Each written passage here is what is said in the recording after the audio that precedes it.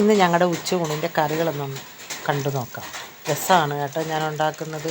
പെട്ടെന്നുള്ളൊരു രസത്തിന് നമ്മൾ ചേർക്കേണ്ട എല്ലാം ഉണ്ട്. മഞ്ഞൾപ്പൊടി, ജീരകപ്പൊടി, ഉലുവാപ്പൊടി, പിന്നെ കായം ഉള്ളിക്കകത്ത് ഇട്ടേണ്ടതുണ്ട്, അതിനകത്ത് കിടപ്പുണ്ട്, മൂപ്പിച്ചെടുത്ത് ഇടുകയാണ് രസം. പിന്നെ തക്കാളി അതിൽ വരട്ടിയെടുത്തതിന് ശേഷമാണ് തക്കാളി ഇട്ടത്. പെട്ടെന്നൊരു രസം.